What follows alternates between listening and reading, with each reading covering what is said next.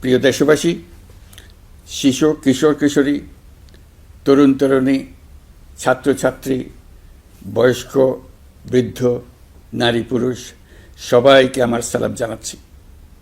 আসসালামু আলাইকুম। শুরুতেই আপনাদের সবাইকে জানাই পবিত্র ঈদ উল আজহার শুভেচ্ছা। ঈদ মোবারক। প্রতি বছরই এই দিনটি আমাদের সামনে হাজির হয় ত্যাগের এক মহান দৃষ্টান্ত হয়ে। আমরা যদি কোরবানির মাহাত্ম্যকে ধারণ করে লোভ, স্বার্থপরতা, হিংসা বিদ্বেষ মুক্ত হয়ে সমাজ ও রাষ্ট্র বিনির্মাণে নিজেদের নিয়োজিত করতে না পারি, তাহলে কোরবানির ঈদ আনুষ্ঠানিকতা ছাড়া আর কিছুই নয়। আসুন এবছর কোরবানিকে সুন্দর, ত্যাগের মহিমায় মহিমান্বিত করে গরিব বান্ধব করে তোলে। প্রিয় দেশবাসী, কোরবানির পশুর চামড়া থেকে অর্জিত আয়ে আমার আপনার দরিদ্র আত্মীয় পরিজন, প্রান্তিক জনগোষ্ঠী ও দেশের লক্ষ লক্ষ মাদ্রাসা শিক্ষার্থী উপকৃত হয়। আমাদের গরিব স্বজন ও প্রতিবেশীরা তাদের হক যেন ঠিক বুঝে পায়, সেদিকে আমাদের মনোযোগ দিতে হবে। তবেই এই উৎসবটি হয়ে উঠবে ধনী গরিব সকলেরই উৎসব।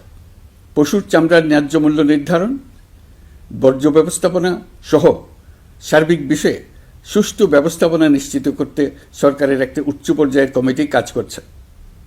একটি কন্ট্রোল রুমও খোলা হয়েছে। কোরবানির চামড়া সংক্রান্ত যে কোনো সমস্যা, অভিযোগ ও পরামর্শ এই হটলাইনের নম্বরে ফোন করে নেওয়া যাবে। আমরা এই বছর কোরবানির পশুর চামড়া সংরক্ষণে 30,000 টন লবণ বিনামূল্যে সরবরাহ করেছে। কোরবানির ঈদে আরও একটি গুরুত্বপূর্ণ বিষয় হল পরিষ্কার পরিচ্ছন্নতা।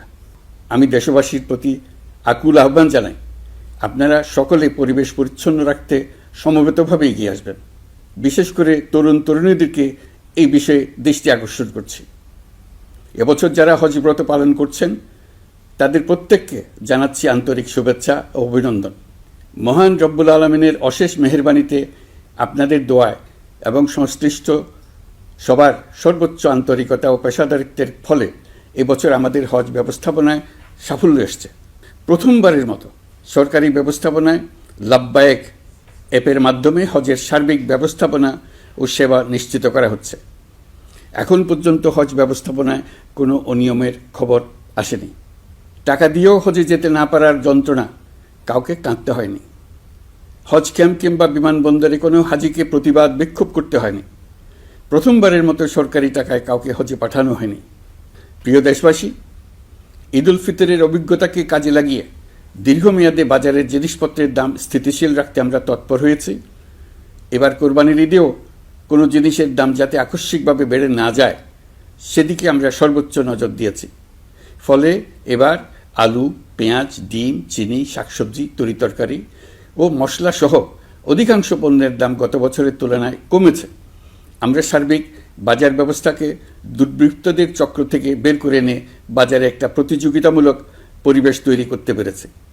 জনগণকে ন্যায্য মূল্যে নিত্য প্রয়োজনীয় জিনিস পৌঁছে দিতে সরকারের সব রকমের চেষ্টা অব্যাহত আছে। পাশাপাশি এই কোরবানির ঈদেও দেশবাসী যাতে নির্বিঘ্নে নিজেদের দেশের বাড়িতে যাতায়াত করতে পারেন, সেজন্য সরকার সর্বোচ্চ ব্যবস্থা নিয়েছে। আইনশৃঙ্খলা বাহিনীর সদস্যরা মানুষের জানমালের নিরাপত্তায় সজাগ রয়েছেন। ঈদের ছুটির মধ্যেও বিপুল সংখ্যক কর্মকর্তা কর্মচারী এবং পুলিশ ও সেনাবাহিনীর সদস্যরা অক্লান্ত পরিশ্রম করছেন। আমি তাদের প্রতি আন্তরিক কৃতজ্ঞতা জানাচ্ছি। শুধু ঈদের সময় নয়, আগামী দিনে কখনোই বাস, রেল ও বিমান যাত্রায় কোনো ধরনের অনিয়ম যাতে না হয়, সেজন্য সরকার একটি কেন্দ্রীয় অনলাইন টিকেটিং প্ল্যাটফর্ম করতে যাচ্ছে, যেখানে এই একই প্ল্যাটফর্ম থেকেই যাত্রীরা খুব সহজেই বাস, ট্রেন ও ফ্লাইটের টিকিট ক্রয় করতে পারবেন। একই রকমভাবে সব ধরনের সরকারি সেবা যাতে জনগণের দোরগোড়ায় পৌঁছে যায়, সেজন্য নাগরিক সেবা বাংলাদেশ এই নামে একটি সেন্টার পরিচালিত হচ্ছে। দেশের সর্বত্র শহরে, হাটে বাজারে তরুণ তরুণীদের মাধ্যমে বেসরকারি ব্যবস্থাপনায় সার্ভিস সেন্টার স্থাপনের কাজ শুরু করেছে। এটি ঢাকা শহরে কয়েকটি সেবা কেন্দ্রের মাধ্যমে শুরু হয়েছে।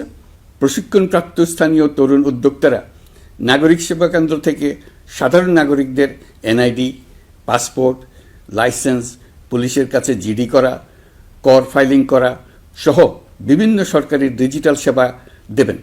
এর ফলে দালাল চক্রের খপ্পর থেকে মুক্তি পাওয়া যাবে, নানা রকম হয়রানি ও ভোগান্তি কমবে বলে আমরা আশাবাদী। এই প্রজেক্ট শূন্য বাজেটে আমরা শুরু করেছি। দেশের বিদ্যমান অব্যবহৃত সম্পদ ব্যবহার করেই সামনে এগিয়ে চলা সম্ভব, এটাই আমরা বাস্তবে করে দেখার চেষ্টা করছি। আমাদের চেষ্টা হচ্ছে প্রতিটি মন্ত্রণালয় থেকে যতগুলি সেবা এর আওতায় আনা যায় সবগুলোকে নিয়ে আসা। আমরা চেষ্টা করছি যাতে শিশু জন্মগ্রহণ করা মাত্রই তার জন্মসনদ পেয়ে যায়, ওটাই হবে তার নাগরিক স্বীকৃতি এবং রাষ্ট্র কর্তৃক তার দায়িত্ব গ্রহণের অঙ্গীকার। ওইখান থেকেই যাবতীয় সকল সনদ সে তার নাগরিক অধিকার হিসেবে ক্রমাগতভাবে সম্মানের সঙ্গে পেতে থাকবে। এক অফিস থেকে আরেক অফিসে তার দৌড়াতে হবে না, দালালের পেছনে মাসের পর মাস ঘুরতে হবে না। বিদেশ সফরে গেলে সেখানকার প্রবাসী বাংলাদেশিরা প্রায় আমাদেরকে সরকারি সেবা পেতে নানা রকম দুর্ভোগের কথা জানান। প্রবাসীদের জন্য বিদেশে তাদের নিজ নিজ শহরে আমরা বেসরকারি উদ্যোগে পরিচালিত নাগরিক সেবা কেন্দ্র স্থাপনের উদ্যোগ নিচ্ছি। সেখান থেকে তারা পাসপোর্ট নবায়ন, জাতীয় পরিচয়পত্র ইত্যাদি সংগ্রহ করতে পারবেন। এগুলো কঠিন কাজ, এগুলোকে কঠিন করা হয়েছে, কিন্তু এখন সরকারের অভ্যন্তরে সাহসী ও উদ্যোগী সিনিয়র সচিব, সচিব এবং ডিজিদের সহযোগিতায় অন্তর্বর্তী সরকারের মেয়াদকালে আমরা এটা সমাপ্ত করতে বদ্ধপরিকর। প্রিয় দেশবাসী, আপনারা জানেন ঐতিহাসিক অভ্যুত্থানের পর এই সরকার যখন দায়িত্ব গ্রহণ করে তখন দেশের অর্থনৈতিক অবস্থা ছিল ভয়াবহ। ভয়ঙ্করভাবে যুদ্ধবিধ্বস্ত দেশের অর্থনীতিও এতটা খারাপ থাকে না যতটা খারাপ করে দিয়েছে 16 বছরের লাগামহীন লুটপাটতন্ত্র। আশার বিষয় হচ্ছে শুধু ব্যাংক নয়, প্রত্যেকটি আর্থিক প্রতিষ্ঠান এখন ঘুরে দাঁড়িয়েছে। জনগণের আমানত এখন নিরাপদ। অর্থনীতির অধিকাংশ সূচক ইতিবাচক ধারায় ফিরে এসছে। আমাদের অর্থনীতির ইতিবাচক ধারা বিদেশি বিনিয়োগকারীদেরকেও আকৃষ্ট করছে। বৈদেশিক মুদ্রার রিজার্ভ শূন্যে নেমে যাওয়ার ভয়ে পতিত সরকার বিদেশি ব্যবসায়ীদের আয় নিজ দেশে নিতে দিচ্ছিল না। আমরা সেটা নিরসন করেছি, বৈদেশিক মুদ্রার রিজার্ভকে ইতিবাচক অবস্থায় নিয়ে আসতে পেরেছি। এই অর্থ বছরে আমরা চেষ্টা করেছি এমন একটি বাজেট দিতে যা সত্যিকার অর্থে জনকল্যাণমুখী হয়। দেশের ইতিহাসে প্রথমবারের মতো একটি বাজেট তার আগের বছরের চেয়ে ছোট হয়েছে। প্রবৃত্তিকেন্দ্রিক ধারণা থেকে সরে এসে আমরা চেষ্টা করেছি সামগ্রিক উন্নয়নের ধারণায় জোর দিতে। এই বাজেট প্রথাগত ভৌত অবকাঠামো তৈরির খতিয়ান নয়। এই বাজেটে প্রাধান্য দেওয়া হয়েছে মানুষকে। নজরদারি বৃদ্ধির ফলে রপ্তানি আয় বেড়েছে। অর্থনীতির দুঃসময়ে আমাদের প্রবাসী ভাই বোনেরা রেমিটেন্স যোদ্ধা হিসেবে এগিয়ে এসছেন, যার ফলে রেমিটেন্স প্রবাহ উল্লেখযোগ্যভাবে বৃদ্ধি পেয়েছে। আমি জাতির পক্ষ থেকে সকল রেমিটেন্স যোদ্ধাকে কৃতজ্ঞতা জানাচ্ছি। স্বৈরাচারী সরকারের পতনের পর অর্থ পাচার রোধে কঠিন পদক্ষেপ নিয়েছে অন্তর্বর্তী সরকার। এছাড়া পুরনো আমদানির দায় পরিশোধ হওয়ায় বৈদেশিক মুদ্রার রিজার্ভের উপরও চাপও কমেছে। রাজস্ব আদায় বাড়ানোর জন্য পূর্ব ঘোষণা অনুযায়ী জাতীয় রাজস্ব বোর্ড এনবিআর ভেঙে অর্থ মন্ত্রণালয়ের অধীনে রাজস্ব নীতি বিভাগ এবং রাজস্ব ব্যবস্থাপনা বিভাগ নামে দুটি স্বতন্ত্র বিভাগ প্রতিষ্ঠা করা হয়েছে। এটি একটি বড় কাঠামোগত সংস্কার। এই সিদ্ধান্তের ফলে বিশাল আকারের দুর্নীতি কমবে, রাজস্ব ব্যবস্থার দক্ষতা বাড়বে, স্বার্থের দ্বন্দ্ব কমবে এবং রাজস্ব আহরণের আওতা সম্প্রসারিত হবে। অর্থনীতি সহ বিগত মাসগুলোতে সরকারের প্রত্যেকটি মন্ত্রণালয় ছোট বড় বহু সংস্কারের উদ্যোগ নিয়েছে। মোট 54টি মন্ত্রণালয়ে 1000-এরও উপরে সংস্কার ও উন্নয়ন সংক্রান্ত পদক্ষেপ নেওয়া হয়েছে। এর পাশাপাশি আমরা যে সংস্কার কমিশন করেছিলাম তাদের সুপারিশের মধ্য থেকে আশু করণীয় সুপারিশগুলো দ্রুত বাস্তবায়নের জন্য মন্ত্রণালয়গুলো কাজ করে যাচ্ছে। মে মাস পর্যন্ত বিভিন্ন সংস্কার কমিশন থেকে প্রাপ্ত সুপারিশের ভিত্তিতে 54টি মন্ত্রণালয়ে 129টি সুপারিশ বাস্তবায়ন করা হয়েছে। এই সকল সংস্কার কাজের মধ্যে কয়েকটি চুম্বক অংশ আজ আপনাদের সামনে তুলে ধরতে চাই। আইন ও বিচার বিভাগ মোট 33টি গুরুত্বপূর্ণ সুপারিশ ইতিমধ্যে বাস্তবায়ন করেছে। এর মধ্যে উল্লেখযোগ্য হল ইন্টারন্যাশনাল ক্রাইমস ট্রাইব্যুনাল অ্যাক্ট 1973 সংশোধন ও পুনর্গঠন করে আইনটি আন্তর্জাতিক মানের সাথে সামঞ্জস্যপূর্ণ করা। বিচার বিভাগীয় সংস্কার কমিশনের প্রস্তাব অনুযায়ী সুপ্রিম কোর্ট বিচারক নিয়োগ অধ্যাদেশ 2025 প্রণয়ন ও জারি করা হয়েছে। এর অধীনে প্রথমবারের মতো বাংলাদেশের ইতিহাসে গণবিজ্ঞপ্তির মাধ্যমে সুপ্রিম কোর্টে বিচারক নিয়োগের সুযোগ তৈরি হয়েছে। দেওয়ানি কার্যবিধির সংশোধন করা হয়েছে, যার ফলে এখন বাদীকে আর দিনের পর দিন সশরীরে আদালতে যেতে হবে না। এক একটি দেওয়ানি মামলা নিষ্পত্তি হতে আগে যত সময় লাগত, এই সংশোধনীর ফলে সময়সীমা অর্ধেকে কমিয়ে আনা সম্ভব হবে বলে আমরা মনে করছি। দেশের 1000-এর বেশি অবকাঠামো এবং প্রতিষ্ঠানের নাম পলাতক প্রধানমন্ত্রীর বাবা, মা, ভাই, বোন, আত্মীয় স্বজনের নামে প্রতিষ্ঠিত করা হয়েছিল। তার মধ্যে ছিল সেনানিবাস, বিমানঘাঁটি, নৌবাহিনীর জাহাজ, মেগা সেতু, সড়ক, স্থাপনা, স্কুল, কলেজ, বিশ্ববিদ্যালয়, হাসপাতাল, গবেষণা কেন্দ্র, আরও বহু কিছু। এগুলোর সব নাম পরিবর্তন করা হয়েছে। নারী ও শিশু নির্যাতন দমন আইন সংশোধন করা হয়েছে। প্রবাসী ভাই বোনদের অনেক দিনের দাবির পরিপ্রেক্ষিতে পাওয়ার অফ অ্যাটর্নি বিধিমালা সংশোধন করা হয়েছে। এখন পুরনো পাসপোর্টে নো ভিসা রিকোয়ার্ড স্টিকার থাকলে কিংবা জন্মসনদ থাকলে বিদেশ থেকে পাওয়ার অফ অ্যাটর্নি সম্পাদন করতে পারবে। আগামী 2 মাসের মধ্যে আইনগত সহায়তা কার্যক্রম ব্যাপকভাবে বিস্তার করা হবে। বছরে এখন গড়ে 35,000 মামলা নিষ্পত্তি হয়। আমাদের লক্ষ্য এটিকে 2 লক্ষ মামলায় উন্নতি করা। মামলা দায়েরের 48 ঘন্টার মধ্যেই যাদের বিরুদ্ধে মামলার কোনো ভিত্তি নেই তাদের বাদ দেওয়ার ব্যবস্থা করা হচ্ছে। আমরা সর্বোচ্চ চেষ্টা করেছি দেশের মানুষকে লুটপাটতন্ত্র থেকে বের করে আনতে। আপনারা জানেন, বিগত 16 বছরে উন্নয়নের নামে মেগা প্রকল্প নিয়ে কী পরিমাণ লুটপাট হয়েছে। মেগা প্রকল্পগুলো যেন হয়ে উঠেছিল মেগা ডাকাতির প্রকল্প। আমরা দায়িত্ব গ্রহণের পরপরই বিভিন্ন উন্নয়ন প্রকল্প পুনরায় মূল্যায়ন করে দেখেছি যে প্রায় সব প্রকল্পেই ভৌতিক ব্যয় ধরা হয়েছে। শুধুমাত্র সড়ক, পরিবহন ও মহাসড়ক বিভাগ, সেতু বিভাগ, রেল মন্ত্রণালয়, বিদ্যুৎ বিভাগ, জ্বালানি ও খনিজ সম্পদ বিভাগ, এই 5টি বিভাগে ব্যয় সংকোচ করা হয়েছে 46,308 কোটি টাকা। এই টাকা দিয়ে জ্বালানি খাতে সমস্ত বকেয়া মিটিয়ে দিয়ে বকেয়ার পরিমাণ শূন্যে নামিয়ে আনা হয়েছে। বৈদেশিক ঋণ পরিশোধ করে সব ধরনের ঋণের ফাঁদ থেকে বেরিয়ে আসা আমাদের অগ্রাধিকার। দেশে বিনিয়োগ বাড়ানো ও নতুন কর্মসংস্থান তৈরিতে আমাদের গুরুত্ব দিতেই হবে। তা না হলে এদেশকে আমরা যে স্থানে নিয়ে যেতে চাই সেখানে নিয়ে যাওয়া সম্ভব হবে না। বিনিয়োগ ও কর্মসংস্থানের ব্যাপারে রাজনৈতিক দল ও জনগণ আমাদের সর্বাত্মক সমর্থন করছেন। সকলের মধ্যে ব্যাপক আগ্রহ, কৌতূহল আমাদের অনুপ্রেরণা যোগাচ্ছে। সংশ্লিষ্টদের সঙ্গে আলোচনা করে বিনিয়োগ পরিবেশ উন্নত করতে 30টি মূল সংস্কার কাজকে অগ্রাধিকার দেওয়া হয়েছে এবং ইতিমধ্যে 18টি সুপারিশ বাস্তবায়ন করা হয়েছে। বিনিয়োগ বান্ধব পরিবেশ গড়ে তুলতে এবং দেশি বিদেশি শিল্প প্রতিষ্ঠানের মধ্যে সংযোগ সৃষ্টি করতে আমরা সর্বোচ্চ চেষ্টা করে যাচ্ছি।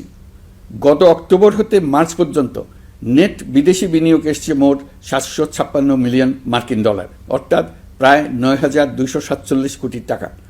বাংলাদেশ ইনভেস্টমেন্ট সামিট 2025-এ নির্দিষ্ট খাতভিত্তিক সেশনের মাধ্যমে ব্যবসায়ী চেম্বার, ব্যাংক ও বেসরকারি খাতের অন্যান্য অংশীদারদের মধ্যে আলোচনা হয়েছে।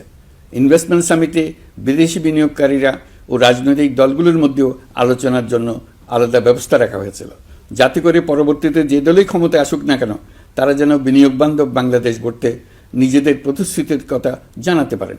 সম্প্রতি চীনের বাণিজ্যমন্ত্রী চীনের 100টি কোম্পানির প্রায় 150 বিনিয়োগকারী ও ব্যবসায়ী নিয়ে বাংলাদেশে এসছেন।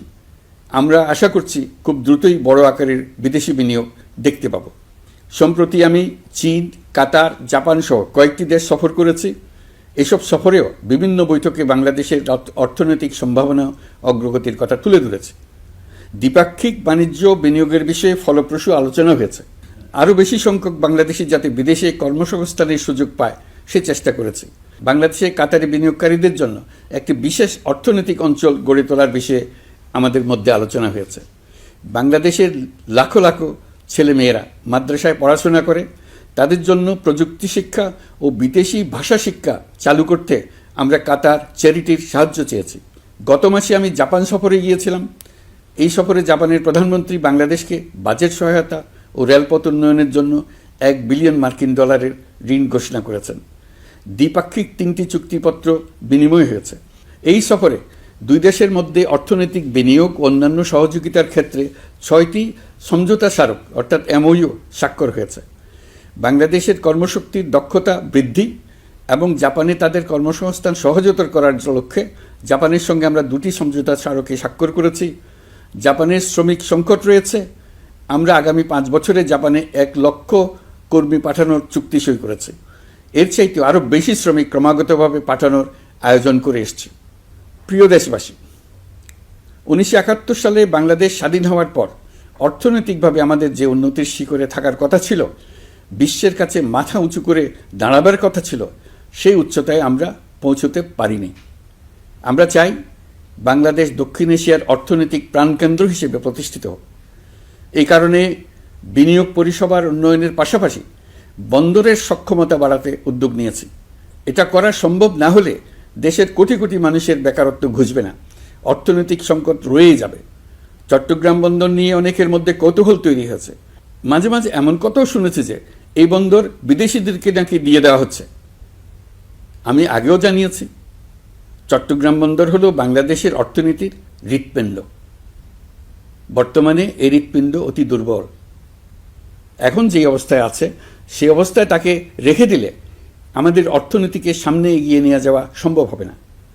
এই হৃৎপিণ্ডকে বড় করতে হবে, মজবুত করতে হবে, সুঠাম করতে হবে। তা করতে হলে বহু উদ্যোগ গ্রহণ করতে হবে, অভিজ্ঞদের সাহায্য লাগবে। আমরা যাদের সঙ্গে যোগাযোগ করেছি তারা বন্দর ব্যবস্থাপনায় বিশ্বের সেরা, সবচেয়ে অভিজ্ঞ। তারা ইউরোপ, কানাডা, অস্ট্রেলিয়া, চীন, দক্ষিণ কোরিয়া, ভারত, পাকিস্তান, তুরস্ক, মধ্যপ্রাচ্য ও আফ্রিকা সহ বিশ্বজুড়ে বন্দর পরিচালনা করে। তাদের কাজ বন্দর ব্যবস্থাপনা। আমাদের লক্ষ্য হলো বন্দর ব্যবস্থাপনার কাজ যত তাড়াতাড়ি সম্ভব তাদের কাছ থেকে শিখে নেওয়া। আমি গ্যারান্টি দিয়ে বলতে পারি, যদি 31 সালের মধ্যে আমরা বন্দরের কাজ শিখে ফেলি, এর পরবর্তী 5 বছরে অর্থাৎ 36 সালের মধ্যে পৃথিবীর যত দেশে যত বন্দর এই কোম্পানিগুলো চালায় তাদের বহু বন্দর এই বাংলাদেশিরাই পরিচালনা করবে। আপনারা যে বন্দরেই পা দেবেন দেখবেন সেখানে বাংলাদেশিরা আছেন। বহু লোকের কর্মসংস্থান হবে, বহু লোকের উপরে ওঠার সুযোগ হবে। তাদের নিজেদের প্রয়োজনেই তারা আমাদের চাকরি দেবে। আগে যে কোনো জাহাজে চড়লে দেখতাম জাহাজের নাবিক চট্টগ্রামের কিংবা সিলেটের। বন্দরের কাজ একবার শিখে নিতে পারলে ভবিষ্যতে আমরা যে বন্দরে যাব না কেন দেখব সেখানে চট্টগ্রাম, নোয়াখালী, সিলেট আর বরিশালের লোক, বাংলাদেশের লোক। আমাদের বন্দর যদি আধুনিক হয় তা শুধু বাংলাদেশের অর্থনীতিতেই ভূমিকা রাখবে না, বরং আমরা নেপাল, ভুটান সহ পার্শ্ববর্তী সকল দেশের অর্থনীতিতে ইতিবাচক ভূমিকা রাখতে সক্ষম হব। এই বন্দরই হবে অঞ্চলের অর্থনীতির সমৃদ্ধির চাবিকাঠি। কুমিরা থেকে টেকনাফ পর্যন্ত নানা বন্দরের কর্মচাঞ্চল্যে সমগ্র উপকূল অঞ্চল দক্ষিণ এশিয়ার একটি গুরুত্বপূর্ণ অর্থনৈতিক প্রাণকেন্দ্র হিসেবে প্রতিষ্ঠিত হবে। এই পুরো অঞ্চলে অনেকগুলো শিল্পাঞ্চল গড়ে উঠবে শুধু সমুদ্রের সান্নিধ্য এবং তার ব্যবহারের দক্ষতার কারণে। তার সঙ্গে গড়ে উঠবে আরেকটি নতুন শিল্প, আধুনিক পদ্ধতিতে সমুদ্রে মাছ পালন, আহরণ ও প্রক্রিয়াজাতকরণের শিল্প। এটি আরেকটি নতুন জগৎ সৃষ্টি করবে। এই ব্যাপারে আমরা আমাদের বন্ধু দেশগুলোর সঙ্গে আলোচনা শুরু করেছি এবং তারা উৎসাহ সহকারে সাড়া দিয়েছেন। বন্দর ব্যবস্থাপনার জন্য আমরা যাদেরকে আনছি তারা পৃথিবীর যেসব দেশে কাজ করে সেসব কোনো দেশেরই সার্বভৌমত্ব, জাতীয় নিরাপত্তা হুমকির মুখে পড়েনি। আমি দেশবাসীর প্রতি আহ্বান জানাই, আপনারা নিজেদেরকে ভিত্তিহীন বিরোধিতা এবং অপপ্রচারের শিকার হতে দেবেন না। অন্তর্বর্তীকালীন সরকারের বন্দর ব্যবস্থাপনার উদ্যোগে আপনাদের দৃঢ় সমর্থন অব্যাহত রাখুন। যারা বিরোধিতা করছে তাদের প্রতিহত করুন। আপনারা জানেন আমাদের দেশে এখন 12 লক্ষ রোহিঙ্গা বসবাস করছে। প্রায় 1 লাখ রোহিঙ্গা এসছে 2023 সাল থেকে 2024 সালের সেপ্টেম্বর সময়কালে, যখন রাখাইন রাজ্যে ব্যাপক যুদ্ধাবস্থা বিরাজ করছিল। সেখানে চলমান সংঘাত ও মানবিক পরিস্থিতির কারণে এখনও অনেকে আসতে চেষ্টা করছেন। রোহিঙ্গাদের বাংলাদেশে আসা বন্ধ করতে এবং যারা ইতিমধ্যে বাংলাদেশে অবস্থান করছেন তাদের প্রত্যাবাসনের জন্য আমরা উদ্যোগ নিয়েছি। আমরা যখন দায়িত্ব গ্রহণ করেছিলাম তখন রোহিঙ্গা ইস্যুটিকে প্রায় মৃত অবস্থায় পেয়েছিলাম। আন্তর্জাতিক এজেন্ডা থেকে ইস্যুটি ঝরে পড়েছিল। সেই অবস্থা থেকে আমরা ইস্যুটিকে বিশ্ববাসীর দৃষ্টির সম্মুখভাবে নিয়ে আসতে পেরেছি। আমি গত বছর সেপ্টেম্বর মাসে জাতিসংঘ সাধারণ পরিষদে রোহিঙ্গা বিষয়ক একটি আন্তর্জাতিক সম্মেলন অনুষ্ঠানের আহ্বান জানিয়েছিলাম। আপনারা জেনে খুশি হবেন, জাতিসংঘের সকল সদস্য রাষ্ট্র এই বিষয়ে একমত হয়েছেন এবং তারা একটি উচ্চ পর্যায়ের আন্তর্জাতিক সম্মেলন আয়োজনের সিদ্ধান্ত নিয়েছে। এই বছর সেপ্টেম্বর মাসে যুক্তরাষ্ট্রের নিউ ইয়র্কে এই সম্মেলনটি অনুষ্ঠিত হবে। একই সাথে রোহিঙ্গাদের প্রত্যাবাসনের জন্য আমরা আন্তর্জাতিক জনমত গঠন করতে পেরেছি। গত মার্চ মাসে বাংলাদেশ সফরে এসে জাতিসংঘের মহাসচিব অ্যান্তোনিও গুতেরেস পরিষ্কারভাবে ঘোষণা করেছেন যে মিয়ানমারের প্রত্যাবাসনই রোহিঙ্গা সমস্যার একমাত্র সমাধান। প্রত্যাবাসনের বিষয়ে আরেকটি বড় অগ্রগতি হচ্ছে মিয়ানমার সরকার কর্তৃক প্রত্যাবাসনযোগ্য রোহিঙ্গাদের সর্বপ্রথম তালিকা ঘোষণা। গত এপ্রিল মাসে ব্যাংককে বিমস্টেক সম্মেলনের সাইডলাইনে আলোচনার সময় মিয়ানমার সরকার প্রথমবারের মতো 1,80,000 রোহিঙ্গা প্রত্যাবাসনযোগ্য বলে ঘোষণা করেছে। রোহিঙ্গাদের প্রত্যাবাসনে ও আমাদের সীমান্তের নিরাপত্তা নিশ্চিত করতে মিয়ানমারের সরকার সহ সেখানকার বিদ্রোহী গোষ্ঠীর সাথে আনুষ্ঠানিক ও অনানুষ্ঠানিক যোগাযোগ রাখা হচ্ছে। আমরা যত দেশেই সফর করেছি সব দেশেই রোহিঙ্গা সংকট মোকাবেলায় রাষ্ট্রীয় নেতা ও সরকারের প্রতিনিধিদের সঙ্গে আলোচনা করেছি, তাদের সহযোগিতা চেয়েছে। তারা ইতিবাচকভাবে আমাদের আহ্বানে সাড়া দিয়েছেন। জাতিসংঘের মহাসচিব গত মার্চ মাসে ঢাকা সফরকালে রাখাইন রাজ্যে মানবিক বিপর্যয়ের মোকাবেলার জন্য একটি ত্রাণ চ্যানেলের প্রস্তাব করেছিলেন। তিনি বলেছিলেন এই প্রস্তাবটি রোহিঙ্গাদের প্রত্যাবাসনে সহায়ক হবে। বিষয়টি প্রস্তাব পর্যায়ে রয়ে গেছে। আমরা লক্ষ্য করেছি রাখাইনের জন্য বাংলাদেশ করিডোর দিয়ে দিয়েছে বলে একটা অপপ্রচার চালানো হচ্ছে।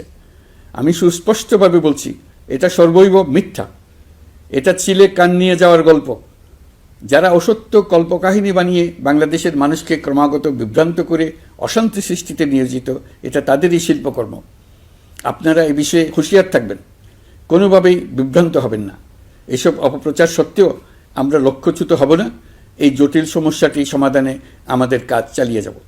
প্রিয় দেশবাসী, আগামী মাসে জুলাই গণ অভ্যুত্থানের বছর পূর্ণ হবে। যাদের আত্মত্যাগের কারণে এই অভ্যুত্থান সম্ভব হলো, আমরা তাদেরকে এবং তাদের পরিবারকে প্রতি মুহূর্তে আমাদের দৃষ্টিতে রেখেছি। তাদের জন্য নানা কর্মসূচি আমরা বাস্তবায়ন করে চলেছি। এখন পর্যন্ত 834টি শহীদ পরিবারের মধ্যে 630টি শহীদ পরিবারকে 10 লক্ষ টাকা করে 63 কোটি টাকার সঞ্চয়পত্রের জন্য ব্যাংক চেক দেওয়া হয়েছে। অবশিষ্ট যারা আছেন তাদের ওয়ারিশ নির্ধারণ সংক্রান্ত বিষয়গুলি নিষ্পত্তি সাপেক্ষে সঞ্চয়পত্র দেওয়া হবে।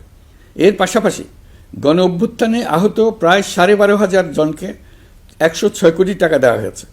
গণ অভ্যুত্থানে আহতদের মধ্যে সরকারি বেসরকারি বিভিন্ন হাসপাতালে এই পর্যন্ত 15,393 জন চিকিৎসা গ্রহণ করেছেন। স্বাস্থ্যসেবা বিভাগের মাধ্যমে 40 জন আর মুক্তিযুদ্ধ বিষয়ক মন্ত্রণালয়ের মাধ্যমে 11 জনকে উন্নত চিকিৎসার জন্য সিঙ্গাপুর, থাইল্যান্ড ও রাশিয়া পাঠানো হয়েছে।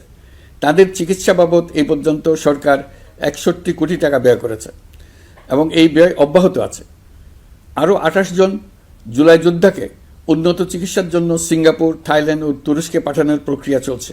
এখন পর্যন্ত বিভিন্ন হাসপাতালে চিকিৎসাধীনদের যুক্তরাজ্য, যুক্তরাষ্ট্র, ফ্রান্স, সিঙ্গাপুর, থাইল্যান্ড, চীন, মালয়েশিয়া ও নেপাল থেকে 26 জন বিশেষজ্ঞ চিকিৎসক এসে বিনামূল্যে চিকিৎসা দিয়েছেন।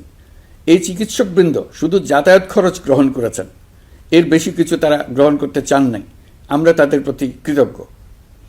এই পর্যন্ত শহীদ পরিবারগুলোকে সঞ্চয়পত্র প্রদান, আহত ব্যক্তিদের চিকিৎসা ও চেক প্রদান বাবদ সরকার মোট 285 কোটি টাকা ব্যয় করেছে। প্রিয় দেশবাসী, আমি শুরু থেকেই বলেছি, পতিত স্বৈরাচার বাংলাদেশকে যেভাবে ধ্বংসস্তূপ বানিয়েছে, সেখান থেকে নতুন করে যাত্রা শুরু করতে হলে ন্যূনতম 3টি আবশ্যিক কাজ সম্পন্ন করতে হবে। প্রথমত, বিচার ও জবাবদিহিতা প্রতিষ্ঠার উদ্যোগ দৃশ্যমান করে তোলা। দ্বিতীয়ত, রাষ্ট্রের গণতান্ত্রিক পুনর্গঠন ও প্রাতিষ্ঠানিক কাঠামোর সংস্কার সাধনে প্রয়োজনীয় ঐক্যমত ও পথনকশা তৈরি করা। তৃতীয়ত, একটি অবাধ, সুষ্ঠু ও শান্তিপূর্ণ নির্বাচন আয়োজন করে ক্ষমতা হস্তান্তরের গণতান্ত্রিক প্রক্রিয়া সম্পন্ন করা। এই লক্ষ্যে ধ্বংসপ্রাপ্ত নির্বাচন ব্যবস্থাকে স্থায়ীভাবে সংস্কার করা। এই 3টি ম্যান্ডেট হচ্ছে দেশবাসীর সাথে আমাদের চুক্তি। 24-এর শহীদের রক্তে ভেজা এই চুক্তি আপনাদের সার্বিক সমর্থন, আস্থা ও সহযোগিতা নিয়ে এবং পতিত শক্তি ও তার দোসরদের সৃষ্ট সকল বাধা বিপত্তিকে পরাভূত করে আমরা সম্মিলিতভাবে বাস্তবায়ন করতে সক্ষম হব বলে আমার দৃঢ় বিশ্বাস। গত বছর জুলাই আগস্ট মাসে সংঘটিত হত্যাযজ্ঞ সহ বিগত 16 বছরের গুম খুন নির্যাতনের সত্য উদ্ঘাটন এবং আর্থিক খাতের সীমাহীন দুর্নীতি, অনিয়ম ও অপরাধের বিচার প্রক্রিয়া আমরা শুরু করেছি। মানবতা বিরোধী অপরাধের বিচারের জন্য আন্তর্জাতিক অপরাধ ট্রাইব্যুনাল গঠনের পর প্রসিকিউশন টিম গঠন ও তদন্ত কর্মকর্তা নিয়োগের পাশাপাশি বিচারিক কার্যক্রম পরিচালনা প্রক্রিয়াধীন ছিল। যত দ্রুত সম্ভব বিচার কাজ শুরুর ব্যাপারে আমরা আশাবাদী ছিলাম। আপনারা জানেন, জুলাইয়ে সংঘটিত হত্যাযজ্ঞের বিচার ইতিমধ্যে শুরু হয়ে গেছে। বিচার কাজ যেন দ্রুত গতিতে সম্পন্ন হয় সেজন্য সরকারের পক্ষ থেকে যত রকম সহযোগিতা প্রয়োজন আমরা তা দিচ্ছি। বিচারের জন্য আন্তর্জাতিক অপরাধ ট্রাইব্যুনালের এজলাস কক্ষ ডিজিটাল প্রযুক্তিতে সমৃদ্ধ করা হয়েছে। ইতিহাসে প্রথমবারের মতো কোনো বিচার পর্ব আদালতের অনুমতিক্রমে সরাসরি কিংবা রেকর্ডকৃত পদ্ধতিতে গণমাধ্যমে প্রচারিত হচ্ছে। আমরা বিশ্বাস করি এতে করে বিচার বিভাগের প্রতি মানুষের আস্থা বাড়বে, বিচার নিয়ে অপপ্রচার বন্ধ হবে। প্রসিকিউশন বলছে, বিগত সরকার পতনের পর তাদের আজ্ঞাবহ ব্যক্তিরা বিভিন্ন গুরুত্বপূর্ণ সাক্ষ্য প্রমাণ বিনষ্ট করার চেষ্টা করেছে। থানা, হাসপাতাল সহ গুরুত্বপূর্ণ স্থানের দলিলপত্র পুড়িয়ে বা লুকিয়ে নষ্ট করার চেষ্টা করা হয়েছে। বিভিন্ন অপরাধমূলক স্থাপনার আকার আকৃতি, দেয়াল ইত্যাদি ভেঙে এবং বিকৃত করে প্রমাণ লুকানোর চেষ্টা করা হয়েছে। বিভিন্ন ডিজিটাল এভিডেন্স যেমন ভিডিও, অডিও, ইন্টারনেট ডেটা যেগুলো ডিলিট বা ধ্বংস করার চেষ্টা করা হয়েছে, তদন্ত কর্মকর্তারা সর্বাধুনিক প্রযুক্তি ব্যবহার করে সেগুলো রিকভার এবং রেস্টোর করার কাজ করছেন। এই কাজে আমরা দেশবাসীর কাছেও সহযোগিতা কামনা করছি। স্বৈরাচারী সরকারের আমলে গত 16 বছরে রাজনৈতিক ভিন্নমত দমনের জন্য বিপুল সংখ্যক মানুষকে গুম করা হয়েছিল। এই মানুষগুলোকে এমন সব বন্দিশালায় আটকে রাখা হয়েছিল যাদের কোনোটির আয়তন ছিল মাত্র 3 ফিট বাই 3 ফিট। গুমের ঘটনা তদন্ত ও এই ভয়াবহ অপরাধের সঙ্গে যারা জড়িত তাদের বিচারের জন্য একটি স্বাধীন গুম সংক্রান্ত কমিশন নিরলসভাবে কাজ করে যাচ্ছে। তারা গুমের এমন রোমহর্ষক ঘটনা আবিষ্কার করেছে যা নিষ্ঠুরতার চূড়ান্ত সীমা ছাড়িয়ে গেছে। মানুষকে পেট কেটে সিমেন্টের বস্তা ঢুকিয়ে নদীতে ডুবিয়ে দেওয়া হতো, ইঞ্জেকশন দিয়ে অজ্ঞান করে জ্বলন্ত ইটভাটায় নিক্ষেপ করা হতো, ট্রেন ও গাড়ির নিচে ছুঁড়ে ফেলা হতো। কমিশন এখন পর্যন্ত 2টি অন্তর্বর্তীকালীন প্রতিবেদন জমা দিয়েছে। তারা এখনও প্রতিনিয়ত নতুন অভিযোগ পাচ্ছে। ইতিমধ্যে গুমের তদন্ত কার্যক্রমের জন্য ঢাকা শহরের 3টি, চাঁপাইনবাবগঞ্জ ও বগুড়া জেলায় 3টি গুমের কেন্দ্র পরিদর্শন ও সাক্ষ্য গ্রহণ করা হয়েছে।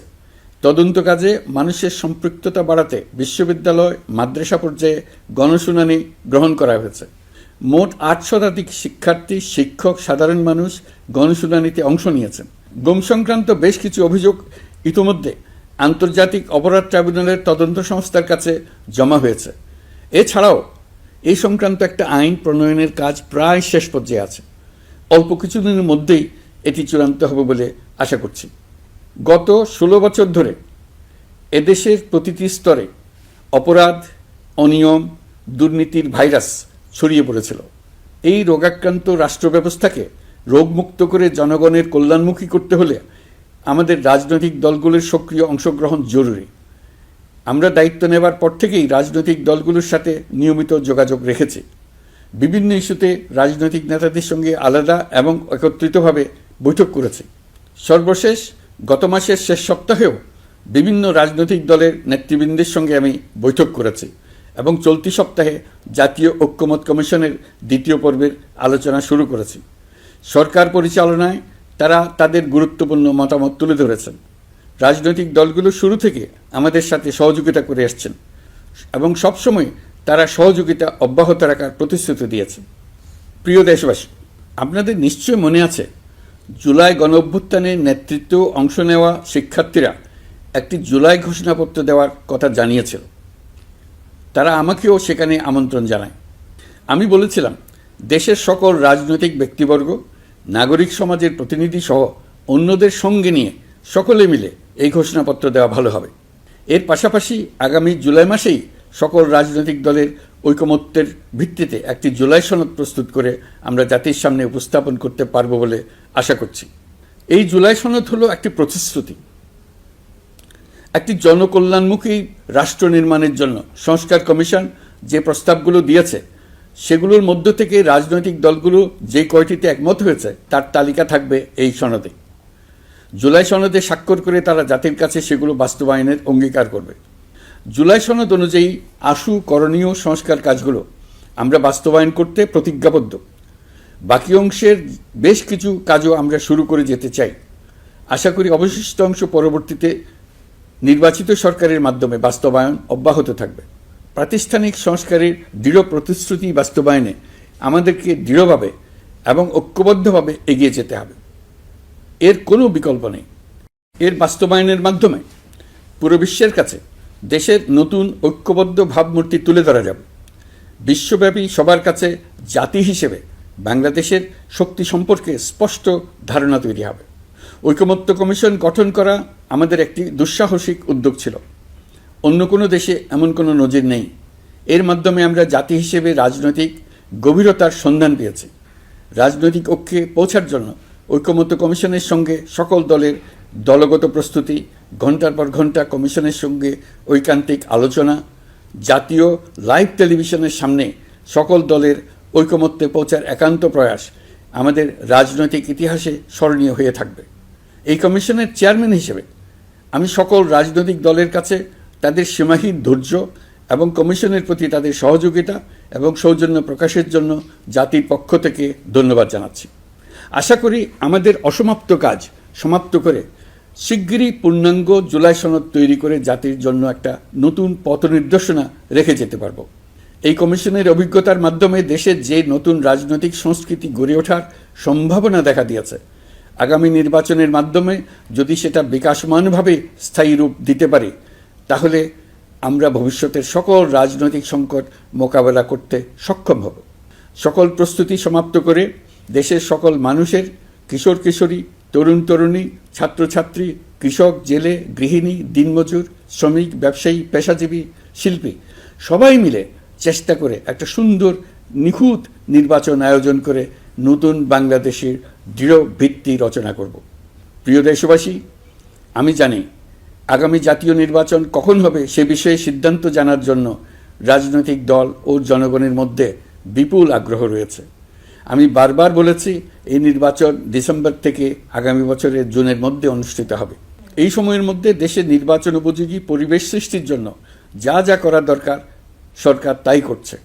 এখানে মনে রাখা জরুরি, বাংলাদেশ স্বাধীনতার পর থেকে যতবার গভীর সংকটে নিমজ্জিত হয়েছে তার সবগুলোরই প্রধান কারণ ছিল ত্রুটিপূর্ণ নির্বাচন। ত্রুটিপূর্ণ নির্বাচন প্রক্রিয়ায় বারবার ক্ষমতা কক্ষিগত করার মধ্য দিয়ে একটি রাজনৈতিক দল বর্বর ফ্যাসিস্টে পরিণত হয়েছিল। এই ধরনের নির্বাচন যারা আয়োজন করে তারা জাতির কাছে অপরাধী হিসেবে চিহ্নিত হয়ে যায়। এমন নির্বাচনের মধ্য দিয়ে যে দল ক্ষমতায় আসে তারাও জনগণের কাছে ঘৃণিত হয়ে থাকে। এই সরকারের একটি বড় দায়িত্ব হলো একটি পরিচ্ছন্ন, উৎসবমুখর, শান্তিপূর্ণ, বিপুলভাবে অংশগ্রহণের পরিবেশে একটি নির্বাচন অনুষ্ঠান করা, এমন একটি নির্বাচন আয়োজন করা যাতে করে দেশ ভবিষ্যতে নতুন সংকটে না পড়ে। এই জন্য সবচেয়ে বেশি গুরুত্বপূর্ণ হলো প্রাতিষ্ঠানিক সংস্কার। যেই প্রতিষ্ঠানগুলো নির্বাচনের সঙ্গে সরাসরি জড়িত সেগুলোতে যদি সুশাসন নিশ্চিত করা না যায় তাহলে ছাত্র জনতার সকল আত্মত্যাগ বিফলে যাবে। সংস্কার, বিচার, নির্বাচন এই তিনটি ম্যান্ডেটের ভিত্তিতে আমরা দায়িত্ব গ্রহণ করেছিলাম। সেই বিবেচনায় আগামী রোজার ঈদের মধ্যে সংস্কার ও বিচারের বিষয়ে আমরা একটি গ্রহণযোগ্য জায়গায় পৌঁছতে পারব বলে বিশ্বাস করি। বিশেষ করে মানবতা বিরোধী অপরাধের বিচার, যা কিনা জুলাই গণ অভ্যুত্থানের শহীদদের প্রতি আমাদের সম্মিলিত দায়, সেই বিষয়ে আমরা দৃশ্যমান অগ্রগতি দেখতে পারব। এতে আমাদের উপর আপনাদের অর্পিত ম্যান্ডেট ন্যূনতম হলেও বাস্তবায়ন করে যেতে পারব। সেই বিবেচনায় ও ইতিহাসের সবচেয়ে অবাধ, সুষ্ঠু, প্রতিদ্বন্দ্বিতামূলক ও গ্রহণযোগ্য নির্বাচন আয়োজনের জন্য সকল পক্ষের সঙ্গে আমরা আলোচনা করেছি। পাশাপাশি বিচার, সংস্কার ও নির্বাচন সংক্রান্ত চলমান সংস্কার কার্যক্রম পর্যালোচনা করে আমি আজ দেশবাসীর কাছে ঘোষণা করছি যে আগামী জাতীয় নির্বাচন 2026 সালের এপ্রিলের প্রথমার্ধের যে কোনো একটি দিনে অনুষ্ঠিত হবে। এই ঘোষণার ভিত্তিতে নির্বাচন কমিশন উপযুক্ত সময়ে আপনাদের কাছে নির্বাচনের বিস্তারিত রোডম্যাপ প্রদান করবে। আমরা এমন নির্বাচন চাই যা দেখে অভ্যুত্থানের শহীদদের আত্মা তৃপ্তি পাবে, তাদের আত্মা শান্তি পাবে। আমরা চাই আগামী নির্বাচনে সবচেয়ে বেশি ভোটার, সবচেয়ে বেশি প্রার্থী ও দল অংশ নেক। এটা সবচেয়ে অবাধ, সুষ্ঠু ও নিরপেক্ষ নির্বাচন হিসেবে জাতির কাছে স্মরণীয় হয়ে থাকুক। ১.৫ যুগ পরে দেশে সত্যিকারের একটি জনপ্রতিনিধিত্বশীল সংসদ গঠিত হবে। বিপুল তরুণ গোষ্ঠী এবার জীবনে প্রথম ভোট দেওয়ার সুযোগ পাবে। এসব লক্ষ্যে প্রয়োজনীয় সকল পদক্ষেপ নেওয়ার জন্য আমরা জাতির কাছে অঙ্গীকারবদ্ধ। আমি দেশবাসীর প্রতি আহ্বান জানাই, আপনারা সকল রাজনৈতিক দল এবং আপনাদের এলাকার প্রার্থীদের কাছ থেকে সুনির্দিষ্ট অঙ্গীকার আদায় করে নেবেন, যেন আগামী সংসদের প্রথম অধিবেশনেই যেসব সংস্কারের প্রশ্নে ঐকমত্য অর্জিত হয়েছে তা কোনো প্রকার কাটাছেঁড়া ছাড়াই যেন তারা অনুমোদন করেন। আপনারা ওয়াদা আদায় করে নেবেন যে তারা বাংলাদেশের স্বাধীনতা, সার্বভৌমত্ব, আঞ্চলিক অখণ্ডতা এবং জাতীয় মর্যাদার প্রশ্নে কখনো কোনো প্রকার আপোষ করবেন না এবং দেশের বাইরের কোনো শক্তির কাছে দেশের স্বার্থ বিকিয়ে দেবেন না। আপনারা তাদের কাছে সুনির্দিষ্ট প্রতিশ্রুতি আদায় করে নেবেন এই মর্মে যে তারা কখনোই কোনো অবস্থাতেই আপনাদের গণতান্ত্রিক অধিকার ও মানবিক মর্যাদা ক্ষুণ্ণ করবেন না। আপনারা তাদের কাছে অঙ্গীকার আদায় করে নেবেন যে তারা সম্পূর্ণ সততা ও স্বচ্ছতার সাথে দেশ পরিচালনা করবেন এবং সকল প্রকার দুর্নীতি, দলীয়করণ, টেন্ডারবাজি, সিন্ডিকেটবাজি, চাঁদাবাজি, সন্ত্রাসী কর্মকাণ্ড ইত্যাদি গণবিরোধী কাজ থেকে নিজেদেরকে সম্পূর্ণভাবে মুক্ত রাখবেন।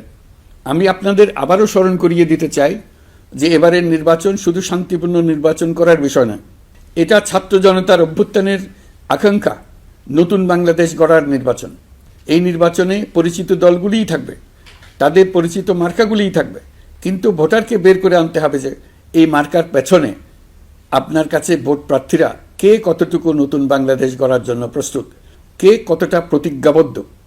আমরা যারা এই নির্বাচনে ভোটার হব তারা অত্যন্ত সৌভাগ্যবান এবং সৌভাগ্যবতী। আমরা একটা অনন্য ঐতিহাসিক ভূমিকা পালনের সুযোগ ও দায়িত্ব পাচ্ছি। আমরা জাতির নতুন যাত্রাপথ তৈরি করে দেওয়ার দায়িত্ব পাচ্ছি। আমরা নতুন রাজনৈতিক সংস্কৃতি সৃষ্টির মহান সুযোগটা পাচ্ছি। আমাদের সুচিন্তিত ভোটের মাধ্যমেই নতুন বাংলাদেশ নির্মিত হবে। শহীদদের রক্তদান সার্থক হবে। আশা করি বিষয়টা নিয়ে চিন্তাভাবনা করেই সবাই ভোট কেন্দ্রে যাব এবং দৃঢ়প্রত্যয়ে ভোট দেব। এখন থেকে ভাবনা চিন্তা শুরু করুন, আলোচনা শুরু করুন। এখন থেকে আপনাদের ভোটের গুরুত্বটা বুঝে নিন। আপনার এবারের ভোটের গুরুত্ব ঐতিহাসিক মানদণ্ডে দেখা হবে। প্রিয় দেশবাসী, আমাদের সবসময় মনে রাখতে হবে পতিত ফ্যাসিবাদ ও তার দেশি বিদেশি দোসররা নতুন বাংলাদেশ গড়ার সম্মিলিত প্রচেষ্টাকে পদে পদে বাধাগ্রস্ত করার চেষ্টা চালিয়ে যাচ্ছে। তারা নানামুখী অপপ্রচারে লিপ্ত।